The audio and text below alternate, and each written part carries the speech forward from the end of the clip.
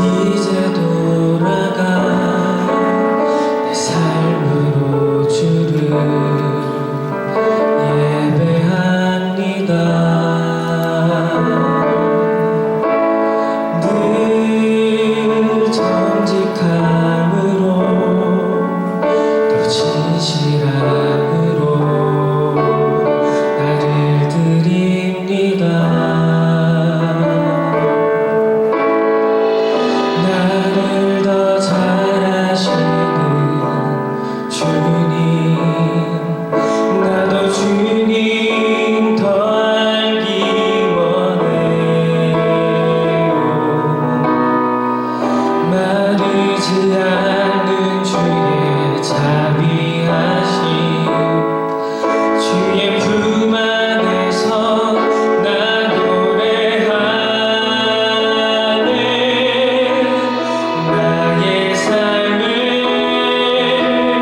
모든 순간이 아름다운 노래 되어 가장 귀한 나의 주님 찬양하며 살아가리 주 안에.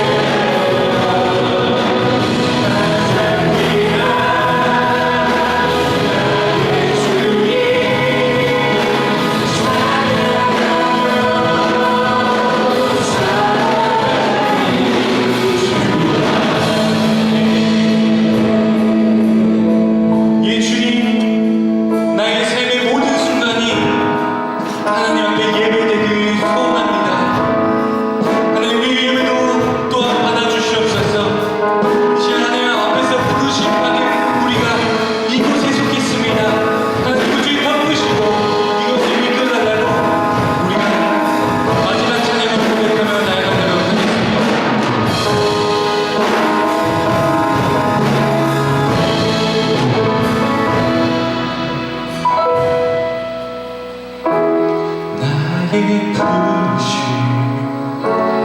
나의 영원한 소망 예수님의 영상을 따르는 것 나의 목줄 나의 영혼을 부르신 세상을 기도하고 주 위에 사는 것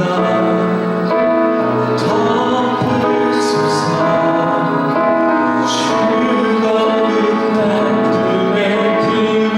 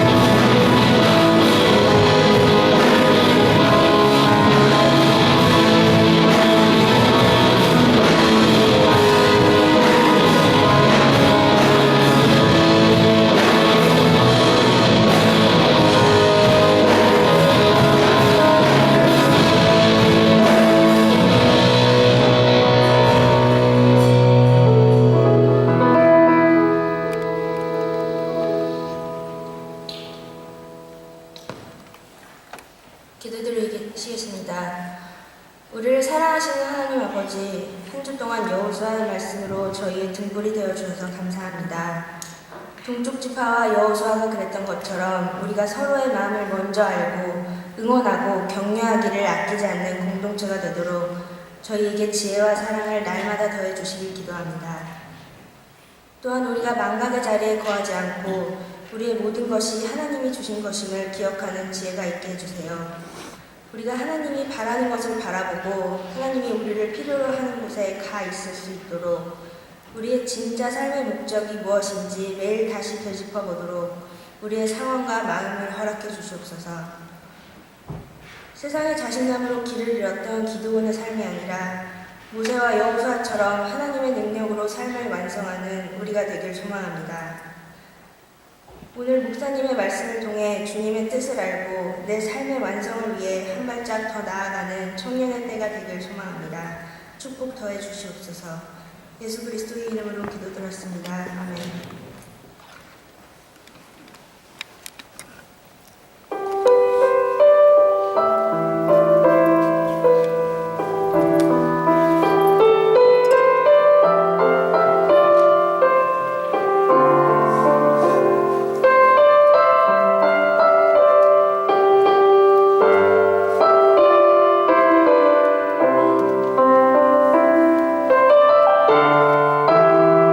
나의 주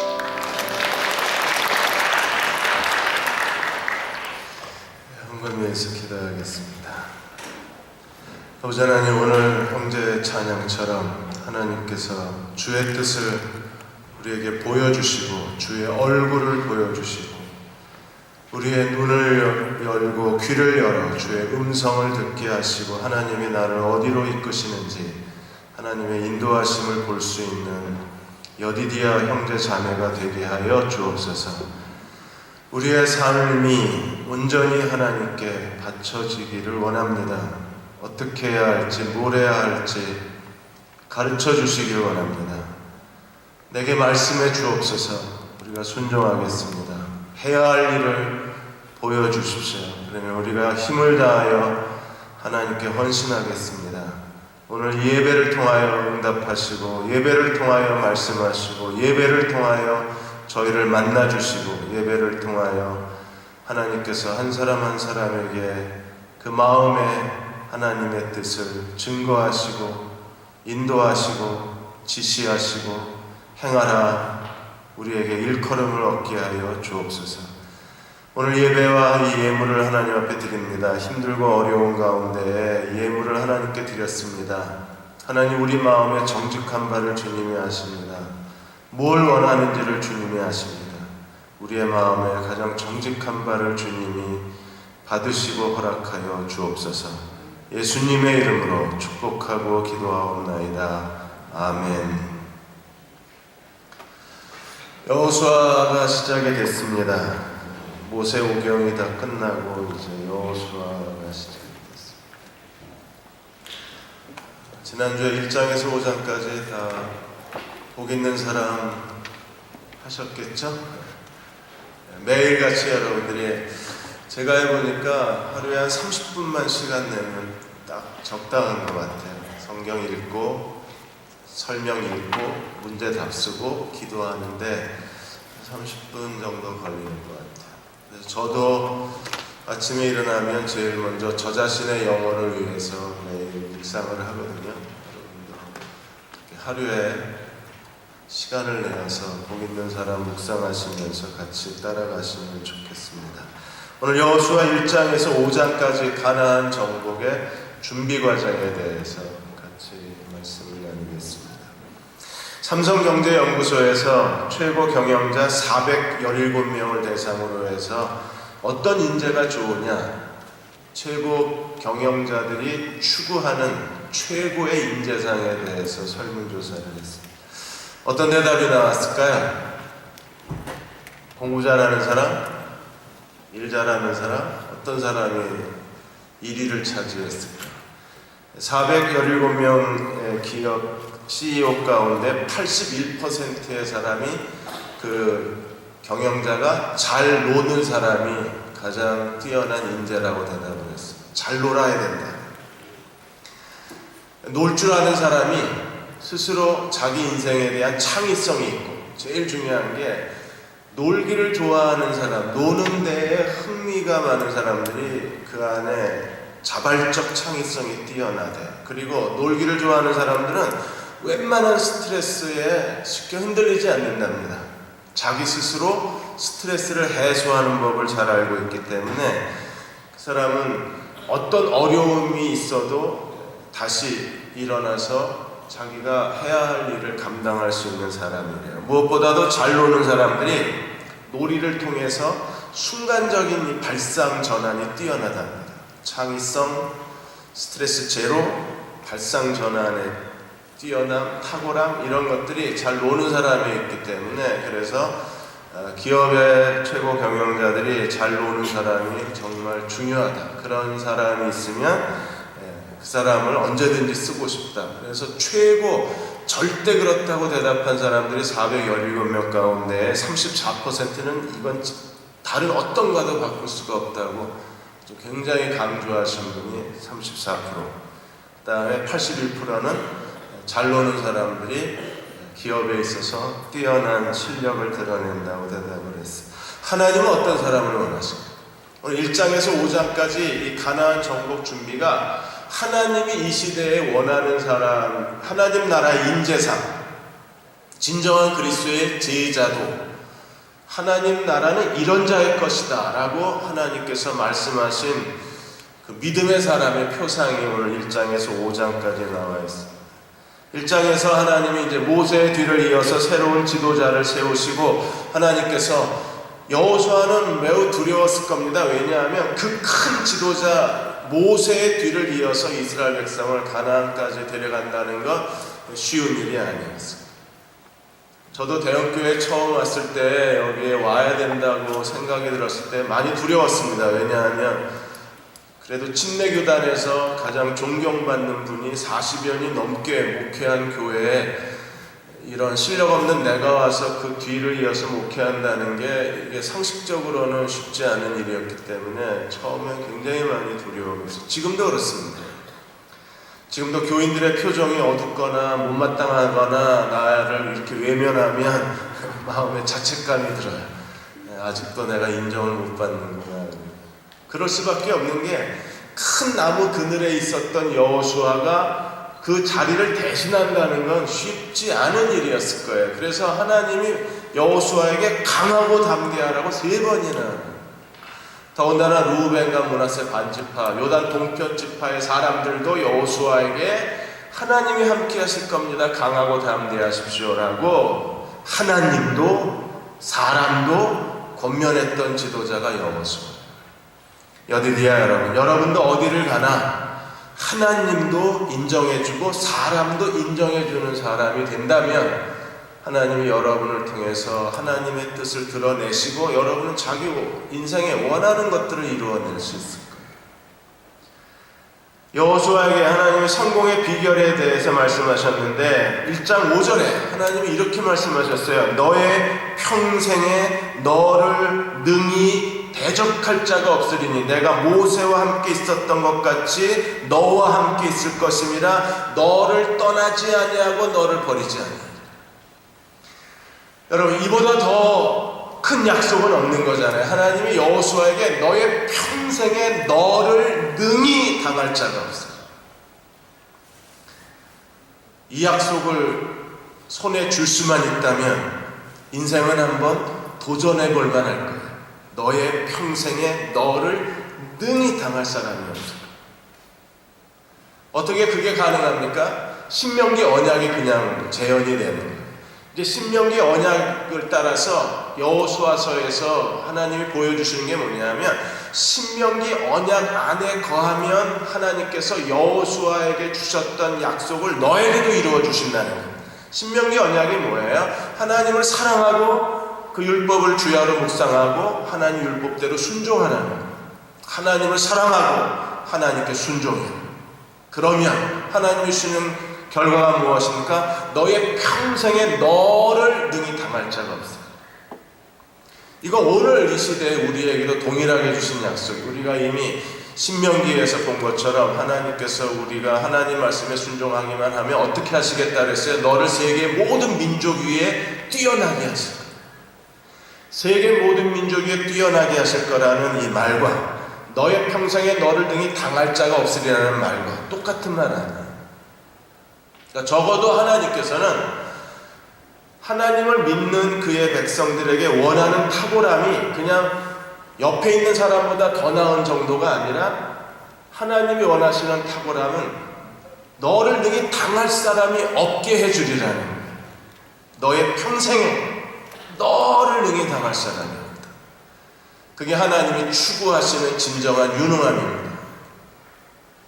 우리가 하나님 앞에 그렇게 쓰임받기를 갈망하고 자기를 하나님이 원하시는 언약 안으로 자기를 밀어넣을 수만 있으면, 사랑과 순종의 자리로 자기를 밀어넣을 수만 있으면 하나님은 오늘 이 약속을 분명히 이루실 거예요. 너의 평생에 너를 능히 당할 자가 없게 하리라. 네가 형통하리라. 내 길이 평탄하게 될 것이라. 형통과 평탄이라는 건 기복주의가 아닙니다. 형통과 평탄이라는 것은 하나님의 언약이에요. 하나님께 순종의 대가를 치르지 않고 뭔가 얻으려고 하는 건 기복주의지만 하나님의 언약에 신실한 사람이 되어서 하나님이 약속한 것을 얻으려고 하는 것은 언약이에요. 그건 기복주의가 아닙니다. 사랑하는 여러분, 이 시대에서 탁월한 사람이 되십시오. 내가 가지고 있는 재능도 중요하고 환경도 중요하고 집안 출신도 중요하고 부모가 어떤 사람이냐 그것도 중요해요. 그러나 그보다 더 중요한 게 있습니다. 하나님이 나를 세우길 원하신다고 하면 우리는 이 시대에서 하나님이 쓰실 만한 사람이 될 수가 있는 거예요. 그것도 그냥 어디서나 흔히 볼 수 있는 사람이 아니라 그 사람이 아니면 아무것도 안 되는, 그 사람만이 할 수 있는 고유의 탁월함, 그 사람만이 보여줄 수 있는 유능함, 그 사람만이 해낼 수 있는 그런 실력, 그런 걸 하나님이 약속하셨다. 하나님께서는 여호수아에게 실제로 그 여호수아서 24장 가운데에 하나님이 그대로 약속대로 이루어 주셨죠. 하나님께서 계속해서 그에게 약속하신 것이 7절에 보면 어디를 가든지 형통하리라, 8절에 내 길이 평탄하게 될 것이라, 9절에 네가 어디로 가든지 내가 너와 함께 할 것이라. 이 약속 안에 거하시는 여디디아 형제 자매가 되셔서 마지막 때에 정말 우리는 직장 구하기도 어렵고 연애하기도 어렵고 결혼하기도 정말 힘겨운 그런 장벽이 우리 앞에 가로막혀 있는데 이걸 어떻게 뚫고 나가야 하나? 뚫고 나갈 길은 하나밖에 없어요. 여호수아에게 주신 약속대로 하나님께 헌신하는 길밖에 없어요. 김상환 목사님이 캄보디아의 수상을 만났습니다. 호텔에서 수상을 만나고 그분이 같이 이제 여러 이야기를 하다가 캄보디아 수상이 명성교회 김상환 목사님에게 무릎 딱 꿇고 안수기도 받았어요. 그래서 이분이 오셔가지고 사진을 보여주시면서 캄보디아 수상이 안수기도 받은 이 얘기를 간증을 하셨어요.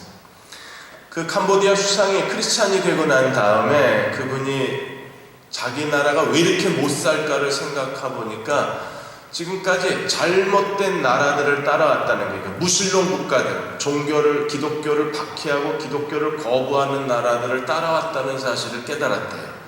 그게 중국, 베트남 이런 나라들을 따라온 거예요. 북한 이런 나라들. 그래서 이제부터는 안 되겠다. 우리가 하나님이 축복하신 나라들을 따라가야 되겠다. 그리고 보니까 대한민국이 정말 하나님이 축복하시는 나라들이에요. 그분 눈에는 그렇게 보였어요.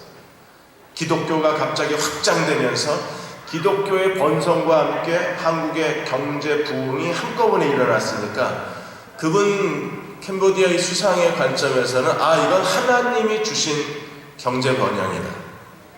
대한민국이 가진 자원도 없는 나라가 우리보다도 지하 자원도 없고 우리보다도 별로 뛰어나지도 않은 나라가 저렇게 급격한 경제 성장을 이룬 것은 하나님이 주신 걸 거다라는 생각이 드는 거예요. 그래서 김상환 목사님을 찾아와서 기도해달라.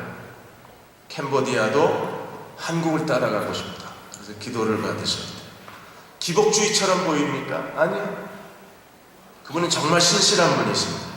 인격적인 분이십니다. 그런 분이 무릎을 꿇고 자기가 뭘 원해야 되는가를 아는 거예요. 하나님의 언약이 그런 거예요. 우리가 이 언약 안으로 들어가기만 하면 하나님은 그 일을 해내실 수 있어요. 정말일까요? 2장으로 넘어가면 한 여자가 나옵니다. 그녀는 매춘부입니다. 기생이 아니라 매춘부예요. 몸 파는 여자입니다. 그런데 매춘부였던 라합이라는 여자가 믿음으로 말미암아 그녀의 인생에 놀라운 반전이 일어나는 거예요. 그녀의 인생이 완전히 뒤집어져 버렸어요. 매춘부라고 하는 길거리의 여자에서 메시아 가문의 여자라고 하는 새로운 신분, 새로운 인생의 도전, 그리고 자신의 하나님께 대한 새로운 헌신의 자리를 찾아낸 게 기생 라합입니다. 여호수아는 하나님이 일하심을 알기 위해서 그는 가나안 땅에 정탐꾼을 보내요. 우리는 언제나 정탐꾼을 보내야 합니다. 왜요? 하나님이 어디서 일하고 계신지 모르기 때문에 정탐꾼을 보내야 되는 거예요. 저는 사역교회의 비전을 가지고 새로운 소명을 가진 사람들이 저하고 상담을 하고 같이 기도하고 하나님이 그게 하나님이 하신 일이라고 생각이 되면 사역교회를, 교회 속의 교회를 개척해 왔습니다. 제일 먼저 문을 연 게 영어 교회, 영어로 예배드린 영어 예배를 하나님이 제일 먼저 포맷을 바꾸셔서 국제교회를 만드셨어요. 영어 예배에 헌신된 분들을 새로운 소명을 가지고 국제교회 문을 열고 이곳에 오는 유학생들을 대상으로 한 선교 공동체를 만들었어요. 제가 여기 대전에 와서 놀란 것 중에 하나가 여기에 노인병원, 노인요양소가 너무 많은 거예요. 좀 미국에만 많이 있는 줄 알아요. 미국은 거의 골목마다 있습니다. 여긴 더 많은 거예요. 그래서 제가 미국에 한국 떠나기 전에 거기서 한 사역이 뭐냐면 노인 병원마다 노인 요양소마다 거기서 예배를 드리는 예배팀, 그 안에 예배를 드리는 교회를 개척을 합니다. 이분들은 교회를 못 갑니다. 병원에서 나갈 수도 없으니까. 그래서 찾아가서 예배를 드리는데 주중에 예배 드리는 사람들은 가끔 있는데 주일날 예배 드려주는 데가 없는 거예요. 그래서 대여섯 명의 사람들이 한 예배팀이 돼서 거기서 노인병원에서 예배를 드리게 만든 게 산호세에 있는 좋은 땅 교회입니다. 근데 여기에 와서 제가 보니까 여기도 노인병원이 많은데 이분들은 주일날 예배 못 드리는 거예요. 그리고 거기에 누가 와서 정기적으로 와서 기도해 주거나 돌봐주거나 전도하는 사람도 없는 거예요. 계속 정탐꾼을 보냅니다. 저는 벌써 이걸 몇 번째 교인들한테 얘기를 했어요. 근데 아직까지 헌신하는 사람이 없었습니다. 계속 정탐꾼을 보내서 하나님이 어디서 일하고 계신가를 찾는 거예요. 그러다가 지난 금요일 밤에 드디어 찾았습니다. 하나님께서 어느 한 가정을 준비해 주셨는데 제가 생각한 것보다 더 큰 빅 프로젝트로 준비를 해 주십니다. 그래서 올해 아마 올 초에 그 노인병원 전도하는 사역교회도 문을 열고 동시에 또 새로운 하나님이 이제 마지막 죽음을 기다리고 있는 그분들에게 복음을 들을 수 있는 마지막 기회를 가진 그분들에게 하나님의 복음을 전할 수 있는 새로운 형태의 교회 하나가 개척이 됩니다. 여러분들 자기 인생에서 하나님의 인도하심을 구할 때 끊임없이 여리고에 정탐꾼을 보낸 것처럼 우리도 자기 인생에 정탐꾼을 보내서 하나님이 어디서 일하고 계신가를 찾아야 돼요. 여리고 이 두 명의 정탐꾼을 보냈을 때 여호수아가 거기서 그들이 원하는 걸 찾아냈어요. 하나님이 이미 일하고 계셨습니다. 하나님이 먼저 여리고를 가셨어요. 뭘 갖고 가셨습니까? 소문을 가지고. 그래서 이미 하나님의 소문을 통해서 여리고에 역사하고 계셔서 기생 라합을 통해서 어떤 고백을 듣게 되었어요? 그들이 2장 9절에 보시면 라합이 이렇게 말합니다. 말하되 여호와께서 이 땅을 너희에게 주신 줄 내가 아노라. 우리가 너희를 심히 두려워하고 이 땅 주민이 다 너희 앞에서 간담이 눕는다. 뭐 때문에? 홍해 도하에 그 하나님이 하신 일, 아모리 두 왕 시온과 오게게 행한 일을 다 듣고 소문을 듣고 간담이 녹았어요. 이제 이스라엘 백성이 해야 할 일은요, 그냥 전쟁만 일으키면 그 사람들은 이미 죽은 목숨입니다. 간담이 다 녹고 이미 하나님의 소문을 통해서 역사하고 계신 하나님이 일하고 계신 걸 찾아내고 그리고 두 명의 정탐꾼은 더 큰 하나님이 하신 일을 찾아냈는데 라합을 찾아낸 거죠.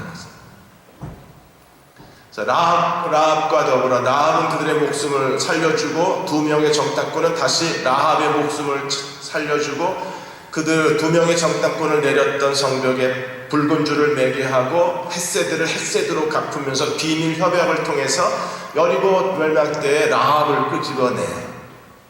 그런데 그 라합이 메시아의 여자가 되는 겁니다. 그 누구도 생각하지 못했던 하나님의 일이 여리고 정탐 속에 들어있는 거잖아요. 기생 라합은요, 믿음의 여자 대표입니다. 야고보서에 보면 믿음의 대표 남자 아브라함, 믿음의 대표 여자 라합입니다. 그녀는 하나님께 대한 믿음으로 자기 인생에 전혀 기대할 수 없는 자기의 인간적 노력으로 성취할 수 없는 걸 성취해낸 거죠. 여호수아에게 하신 약속이 너의 평생에 너를 능히 당할 자가 없으리라고 하신 그 약속이 실제로 기생 라합 여리고 안에서 그녀의 믿음으로 하나님이 그 약속이 사실이라는 걸 증명해 준 게 라합의 사건이에요. 목숨만 건진 게 아닙니다. 새로운 인생의 소명을 찾아내는 전혀 새로운 인생의 도전을 라합이 찾아내요. 어떤 여자도 손에 가질 수 없었던 걸 라합이 갖는 겁니다. 여디디아 여러분, 한 번쯤은 우리가 하나님께 자기 인생을 도전해 볼 필요가 있어요. 정면으로. 하나님 어떻게 내 인생을 만들어 가시는가를 지켜볼 필요가 있습니다. 1990년대 초에 골프장에서 골프를 치다가 갑자기 번개가 치고 폭우가 내렸습니다. 그래서 그 골프를 치던 사람들이 다 혼비백산해서 막 그늘로 춤고 뛰어가고 그 도망치고 막 이렇게 하는데, 어느 한 사람이 그냥 한 남자는 태연하게 벤치에 앉아서 그 번개 치고 소나기 내리는 걸 다 맞으면서 지그시 비 오는 걸 지켜보고 있는 거예요. 사람들이 지나가면서 야, 저 남자 뭐냐, 왜 저러고 있냐 이러고 다 지나가는데, 이 남자는 너무나 태연하게 거기에 앉아서 그 비 오는 걸 즐기고 있는 거예요. 사람마다 야, 대단한 사람이다. 다들 여기저기 뛰어다니면서 피하는데 이 사람은 안 피했어요. 근데 몇 달 뒤에 그 벤치에 앉아있던 사람의 사진을 사람들이 신문에서 봤습니다. 그 사람이 IBM의 새로운 CEO로 영입이 된 루 거스너였었어요. 이 루 거스너가 그 벤치에 앉아있었던 겁니다. 근데 그때 그 골프장에 누가 있었느냐 하면 당시 뛰어난 하이드릭 앤 스트러걸의 그 헤드헌터였었던 게리 로세 헤드헌터가 그 자리에 앉아있다가 벤치에 앉아있는 루 거스너를 본 거예요. 야, 저 사람 대단하다. IBM은 지금 쓰러지는 공룡 직전입니다. 이 IBM에서 새로운 CEO를 구하고 있는데, 이 넘어져가는, 쓰러져가는 IBM을 구해낼 수 있는 사람은 어떤 자질의 사람이었으면 좋겠나. 게리 로세는 끊임없이 고민을 하고 새로운 CEO를 찾고 있는데, 그날 벤치에 앉아있는 루 거스너를 보는 순간에 저 사람이다라는 생각이 들었대요. 저 정도 담대함이 있는 사람이면 IBM을 이렇게 세울 거다. 그리고 루 거스너를 찾아서 소개하고 1993년에 루 거스너가 IBM CEO가 돼요. 그리고 불과 2, 3년 만에 IBM을 화려하게 살려냅니다. 비 오는 날 벤치에 팔짱 딱 끼고 앉아있다가 이 사람은 IBM CEO가 된 거예요. 재밌지 않나요? 인생이라는 게 어떤 사람은 수백 통 이력서를 보내도 안 되는데, 어떤 사람은 비 오는 날 팔짱 끼고 앉아있다가 인생 길이 열리는 거예요. 이런 불공평한 세상이 어디 있습니까? 그 사람이 그만한 실력이 있는 사람. 그 당시에 루 거스너는요, 제과 업체의 CEO였었어요. 작은 그 과자 만드는 회사의 업체의 CEO였었는데, 거기서 이미 탁월한 실력을 드러냈기 때문에 IBM에 영입되는데 별 문제가 없었다. 더군다나 담대함도 갖고 있고. 그러니까 하나님께서 어떤 사람의 길을 여시려면 그냥 어느 날 비 오는 날 벤치에 앉아있으면 길이 열려. 그보다 쉬운 건 없잖아. 그렇게 되기까지는 우리가 하나님께 대해서 진실하고 그분을 사랑하고 순종하고 또 순종하고 하나님의 언약 안에 서 있는 사람이 되어야 그런 일들이 일어날 수 있다. 3장과 4장으로 넘어가면 드디어 요단강을 건넙니다. 여러분이 원하는 인생을 얻으려면 반드시 요단강을 건너야 내가 원하는 인생이 있는 거예요. 가나안 땅. 내가 원하는 인생을 우리가 얻으려면 반드시 요단강을 건너가야 해요. 요단강을 건너가는데 가장 중요한, 요단강을 건너는 하나님의 명령이 무엇입니까? 이제부터는 구름 기둥이 아니라 언약궤를 따라가라는 거예요. 지금까지는요, 이스라엘 백성이 광야를 지나는 동안에 그들은 구름 기둥을 보고 따라가고 언약궤는 그들의 12지파의 중심에 있었어요. 그런데 이제 여호수아서에서 요단강을 건너는 데 있어서 이제 언약궤가 앞장서 갑니다. 그들은 언약궤 뒤를 따라가기만 하면 돼요. 자, 하나님이 이렇게 말씀하셨습니다. 3장 11절에 보라, 온 땅의 주의 언약궤가 너희 앞에서 요단을 건너가는, 이제 언약궤가 앞장서 가고 이스라엘 백성들이 뒤따라가는 거예요. 그리고 언약궤의 거리는 약 1000규빗, 2000규빗, 900m 정도를 뒤따라가고, 그리고 언약궤가 요단강을 강물을 갈라놓을 때 이스라엘 백성이 해야 될 일이 무엇입니까? 제사장들이 언약궤를 메고 요단강 가운데 서 있는 동안에 요단이 갈라지고 이스라엘 백성은 그 사이에 요단을 건너가야 되는 거예요. 제일 중요한 건 언약궤를 맨 제사장이 요단강에 서 있어야 요단강이 갈라진다는 거예요. 그러니까 언약궤만 있어가지고 안 되는 거예요. 언약궤는 그리스도의 상징입니다. 그리스도만 계신다고 되는 게 아니라 언약궤는요, 구름 기둥은 그래도 자동이잖아요. 하나님께서 리모컨을 움직이시면 구름 기둥이 따라서 움직였습니다. 근데 언약궤는요, 사람이 이동시키지 않으면 언약궤는 이동이 안 되는 거예요. 반드시 제사장이 언약궤를 메고 이동을 해야 언약궤가 움직여요. 그런 것처럼 누군가가 언약궤를 메고 내 앞서가지 않으면 하나님이 내 길을 열어주실 수가 없다는 거예요. 그럼 오늘 내게 언약궤를 맨 제사장은 누군가? 여러분의 캡틴일 수 있어요. 여러분의 선배일 수 있어요. 아니면 여러분을 진정으로 사랑하는 지체들일 수도 있어요. 아니면 여러분을 위해서 끊임없이 중보기도하는 목회자일 수도 있어요. 어떤 사람이든지 누군가가 언약궤를 메고 내 옆에 서 있거나 내 앞을 건너가 주어야 하나님이 그리스도가 내게 길을 여신다는 거예요. 이게 언약궤가 가지고 있는 제한성입니다. 구름 기둥은 그냥 앞장서서 갔어요. 그런데 언약궤는 사람의 도움이 없이는 하나님이 움직이실 수 없다는 거예요. 하나님께서 우리 앞에 새로운 일을 행하기를 원하실 때 반드시 하나님께 헌신된 사람이 내 곁에 있습니다. 윌리엄 부스가 하나님이 쓰시는 사람들은 두 가지가 뛰어난 사람이다. 하나는 그들은 아주 뛰어난 탁월한 두뇌를 가졌고 기회를 볼 줄 아는 민첩함을 가졌다.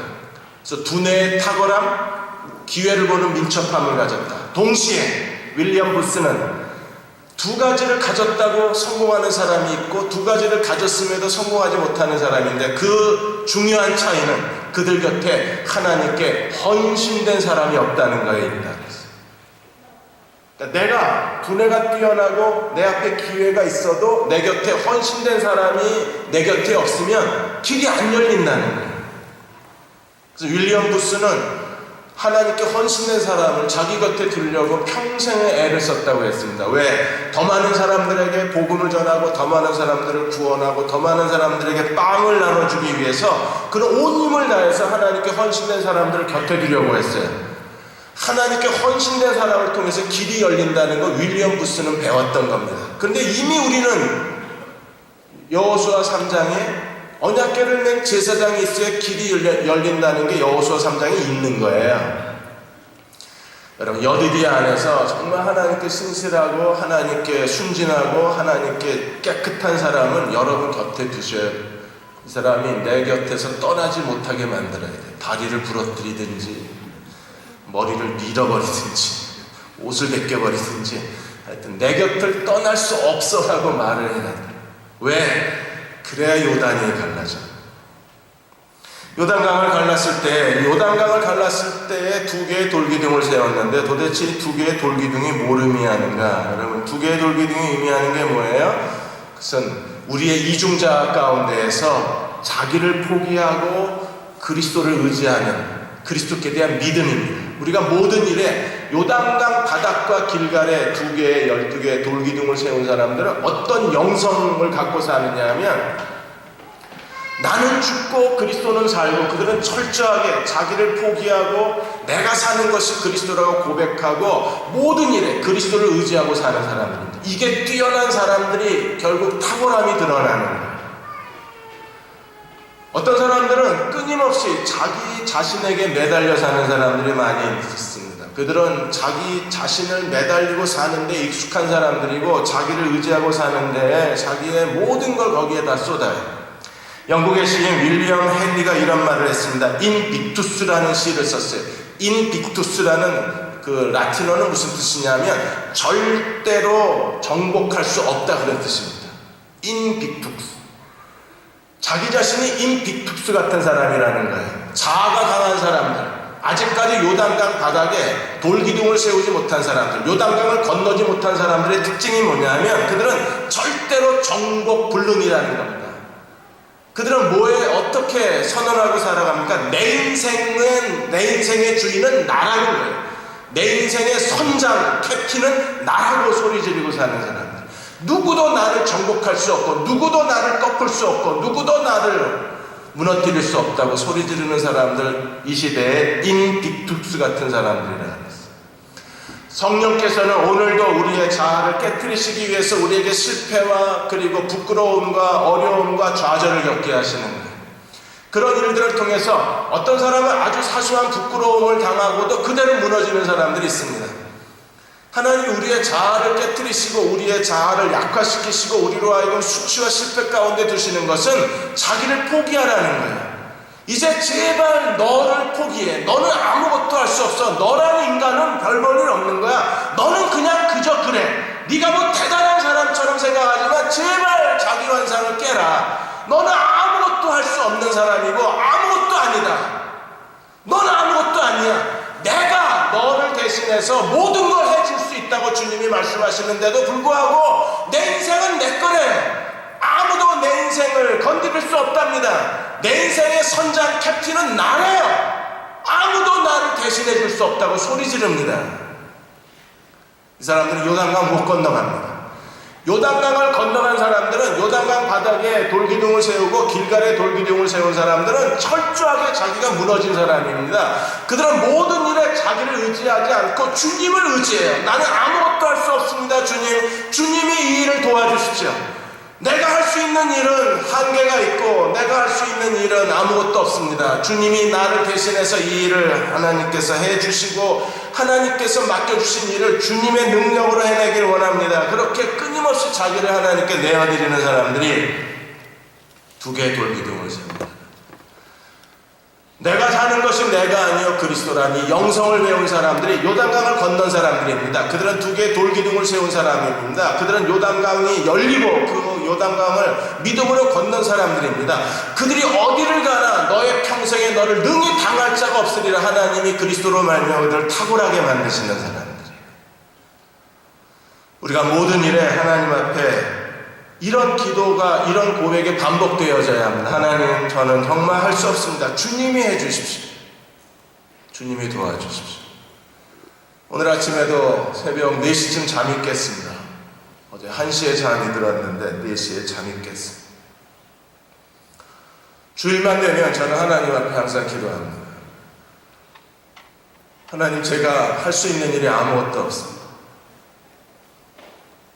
교인들 앞에서 설교한다는 것처럼 부담스럽고 힘든 일은 없습니다. 더군다나 똑같은 설교를 3번씩이나 반복해야 되고 11시쯤 3번째 설교를 하려면 정말 지칩니다. 그렇다고 예배 중간중간에 쉬는 것도 아니고 사람들 계속 기도해 줘야 되고 사람들을 만나고 조금도 쉬질 못하고 다시 다음 예배에 올라오면 정말 무기력해집니다.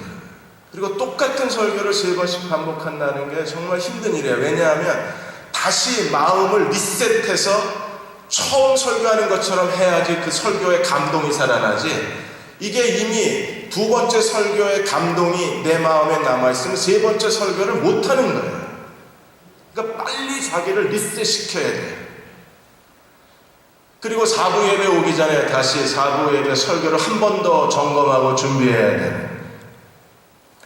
그 새벽에 긴장해서 깨요. 그리고 하나님 앞에 항상 기도합니다. 하나님 도와주십시오. 주님이 대신 설교해 주십시오. 한 번도 이 기도를 빼뜨린 적이 없습니다.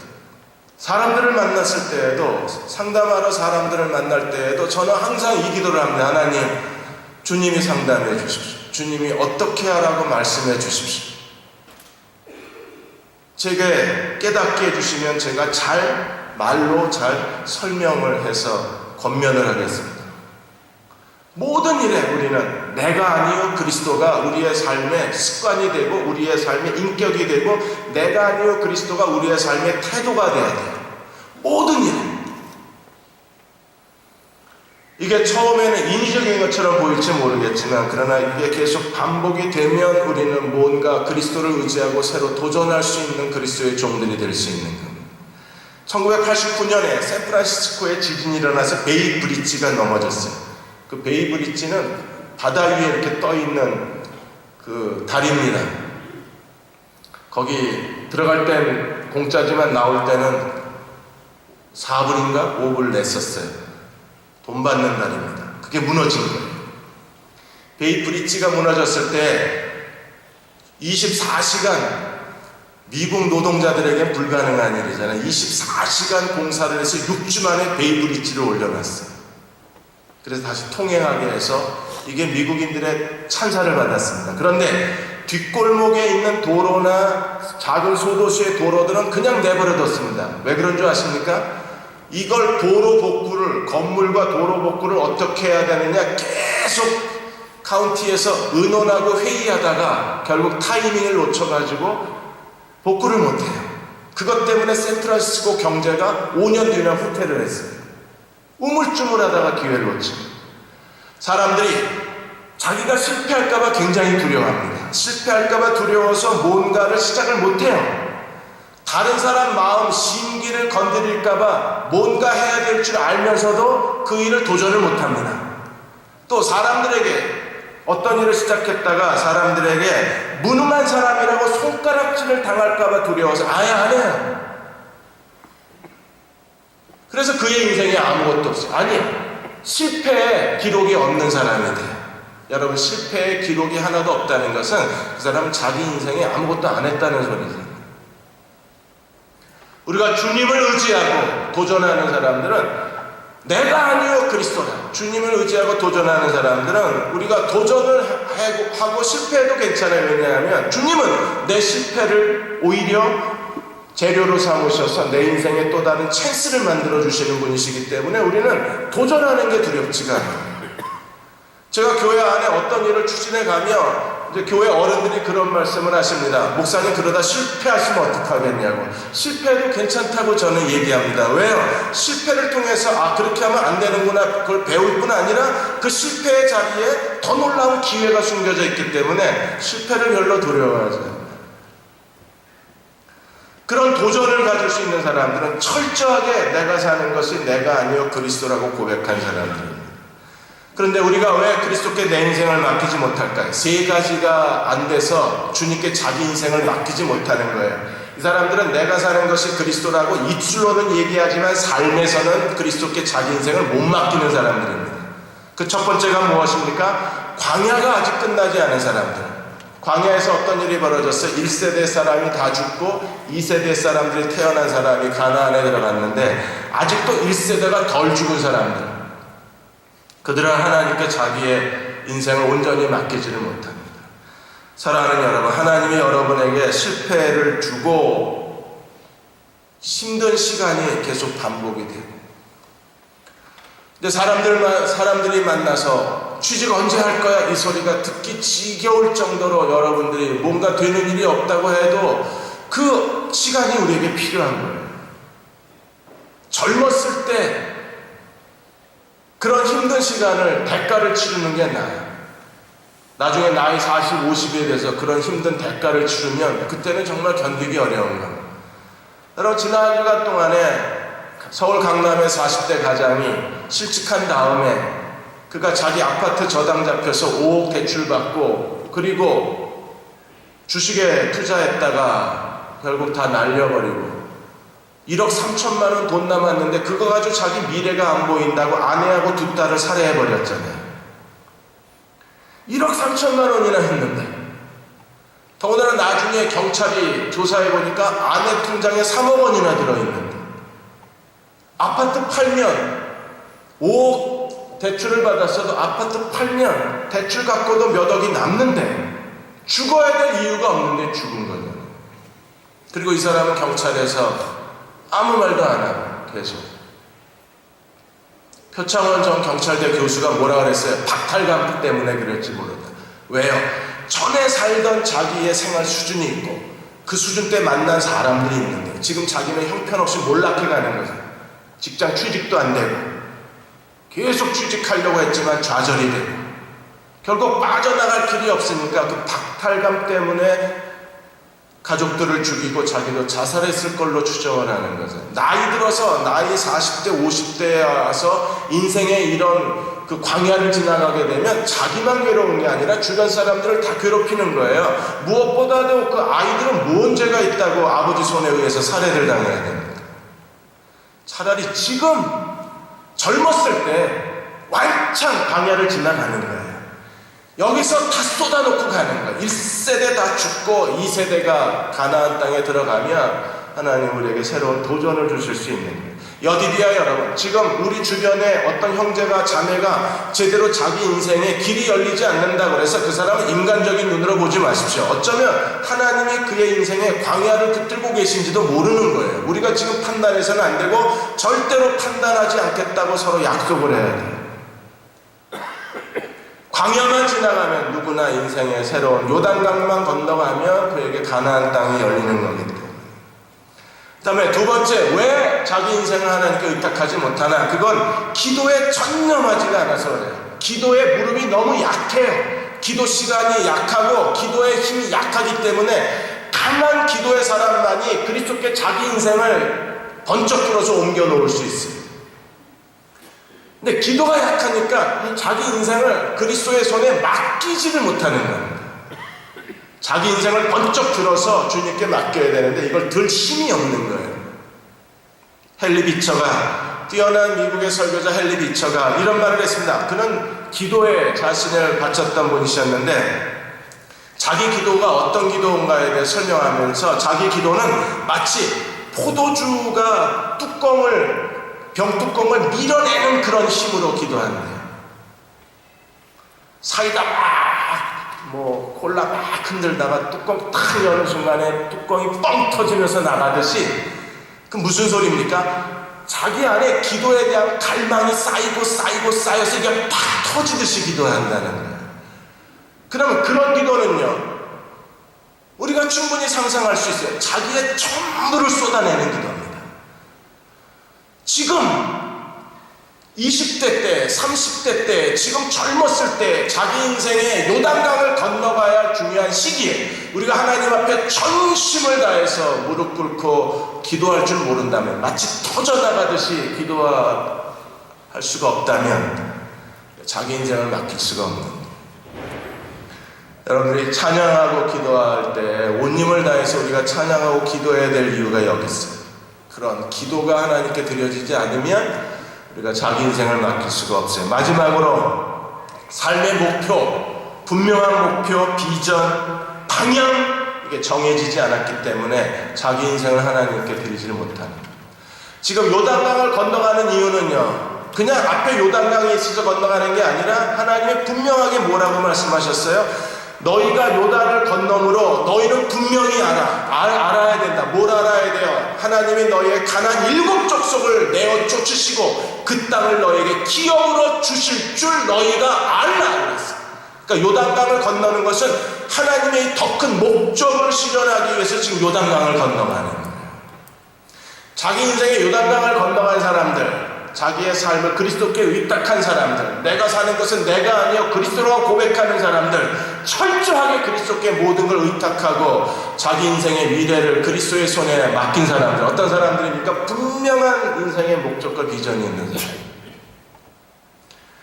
그래요. 그걸 알게 해달라고 하나님께 기도해야 돼요. 미국은 설문조사 많이 하잖아요. 각 단체마다 성공한 부자들에 대해서 조사를 하고 그 성공한 백만장자들에 대한 공통점을 찾아내는 게 설문조사기관들이 하는 매년 애뉴얼 리포트라고 해서 매년 이걸 해요. 여러분, 그 애뉴얼 리포트에서 성공한 백만장자들이 뭘 가지고 성공했는가를 다시 이걸 자료를 다시 평가했습니다. 그때 3가지가 잡혔어요. 그 첫째가 뭐냐면 분명한 목표. 지겹게 들은 얘기죠. 분명한 목표가 있습니다. 우리가 이런 얘기를 들을 때마다 그럼 내 인생의 목표는 뭐지? 라고 찾아야 되는데, 아, 그렇구나. 지나가요. 여러분, 그냥 지나가면 안 돼요. 내 인생의 목표는 뭐지? 하고 찾아야 돼요. 두 번째는요, 열정입니다. 지칠 줄 모르는 열정. 성공한 백만장자들이 그냥 아침 늦게까지 해가 떴는데 침대에서 뒹군 사람이 없어. 그들은 철저하게 규칙적으로 살고 모든 시간을 다 플래닝을 짜서 살고, 그리고 자기가 아침 일찍 일어나서 해야 할 일을 아는 사람들이 안 돼요. 할 일이 없다고 TV 늦게까지 보다가 켜놓지 잠이 들거나 아침에 일어나서 그냥 침대에서 버벅거리거나 그런 사람들이 아니었었어요. 그들은 자기가 뭘 해야 될지를 알고 그 삶에 대한 지칠 줄 모르는 열정을 갖고 있었던 사람들이에요.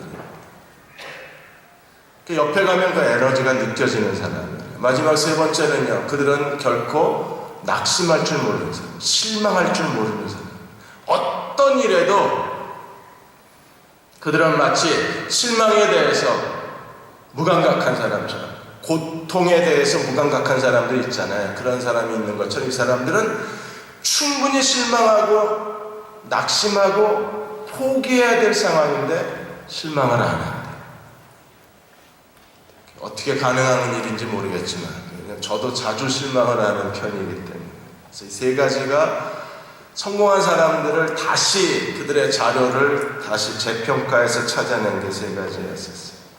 사랑하는 여러분, 하나님께서는 우리가 이 요단을 건너서 하나님이 원하시는 땅으로 가기를 바라고 그 땅에 도달했을 때 하나님은 우리가 여호수아에게 주신 약속처럼 너의 평생에 너를 능히 당할 자가 없으리라 그 약속을 이루시기를 원해요. 우리가 만들어야 할 진정한 자아, 21세기의 젊은이들의 그런 정신적 현상을 펜츠라고 합니다. PANTS라고 해서 첫 글자를 따서 제일 첫 번째 P는 퍼스널이에요. 철저하게 개인주의적이에요. 근데 여러분, 진정한 개인주의는 뭐예요? 내가 아니요 그리스도라. 이게 진정으로 그리스도의 제자가 추구해야 할 개인주의입니다. 그게 우리의 자기 퍼스널이 되어야 돼요. 그래서 날마다 모든 일에 주님 내가 아니요 주님이십니다. 이 고백을 가지고 우리가 주님을 따라간다면 하나님께서 여러분의 인생 가운데 요단을 갈라놓으시고 새로운 인생의 도전을 허락하여 주실 거예요. 그렇게 쓰임받는 저와 여러분 되시기를 주의 이름으로 축원합니다. 우리 다 일어나셔서 288장 찬양하고 기도하겠습니다. 예수로 나의 구주 삼고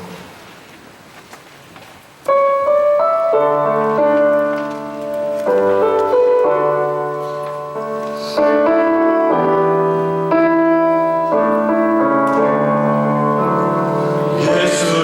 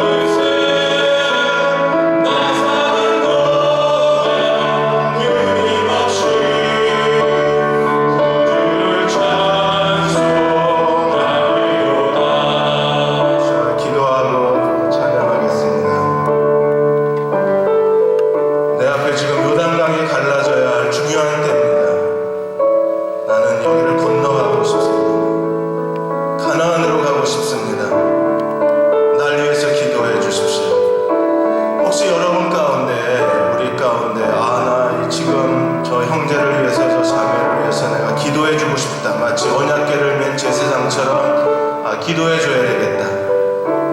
길이 요단강이 갈라져야 되겠다. 길이 열려져야 되겠다. 그런 형제자매가 혹시 여러분 가운데 생각나면 우리 이 시간 조용히 그 사람 곁에 찾아가서 기도를 좀 해주겠습니다. 하나님, 형제 요단강이 갈라지게 해주십시오. 우리 자매 요단강이 갈라지게 해주옵소서. 지금 굉장히 중요한 때가 있습니다. 중요한 시험을 앞두고 있습니다. 지금 뭔가 하나님이 하셔야 될 아주 중요한 시기입니다. 하나님 도와주십시오. 하나님께서 길을 열어주십시오. 하나님, 인간적인 생각으로는 불가능하지만 하나님이 하시면 요단강을 갈라질 수 있습니다. 요단강을 가르시고 마른 땅처럼 건널 수 있도록 하나님이 축복하여 주옵소서. 그런 형제 자매가 생각나면 지금 찾아가서 우리가 기도하고, 여러분들이 자기 자신을 위해서 기도하실 분들은 이 시간 자기를 붙들고 기도하겠습니다. 하나님, 저를 축복해 주시기 원합니다. 저는 지금 아주 중요한 시기에 있습니다.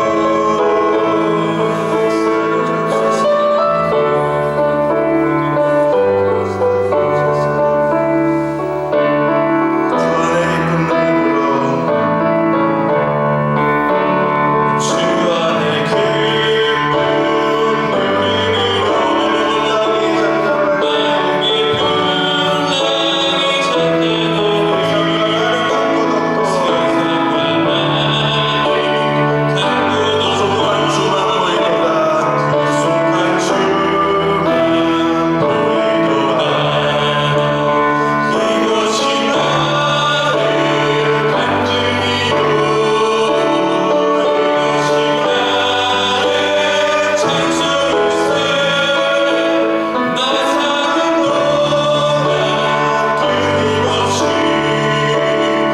주를 찬송하는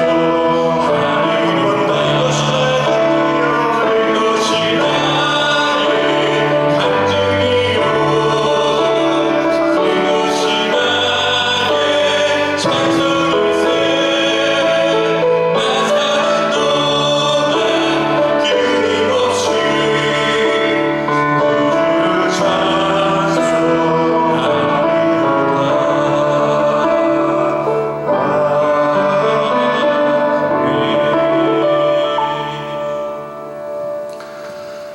너의 평생에 너를 능히 당할 자 없으리라. 하나님, 그 약속이 우리의 약속이 되게 하여 주셔서 그 약속을 바라보고 한 걸음씩 걸어가는 여디디아 형제 자매가 되게 하여 주옵소서. 세상만 하는 간 곳 없고 구속한 주만 보이도다. 그런 주님의 제자로 살고 싶습니다. 오직 주님만 바라보고 주님만 사랑하고 주님만 따라가는 참 제자이고 싶습니다. 저희를 기름 부어 주시고 축복하여 주옵소서. 오늘 이후에 되어지는 모든 선거와 또 방주 모임 위에 기름 부어 주소서. 하나님이 여디디아와 함께 계심을 우리 모두가 다 확인하고 기뻐하고 찬양하고 감사하게 하여 주옵소서. 저희 형제 자매를 위하여 사랑과 말씀으로 섬기는 캡틴들 위에 기름 부어 주시고 이제 여디디아 캡틴들과 함께 여디디아를 이끌어갈 새로운 임원들이 성령 안에서 잘 주님이 선출하실 수 있도록 하나님께서 우리 가운데 해야 할 일을 알게 하시고 하나님의 뜻을 종들에게 보여 주옵소서.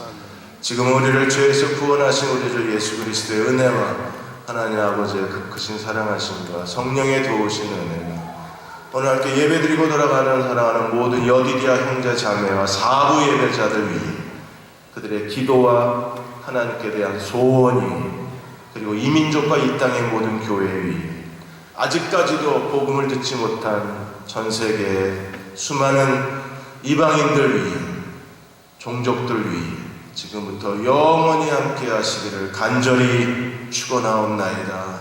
아멘.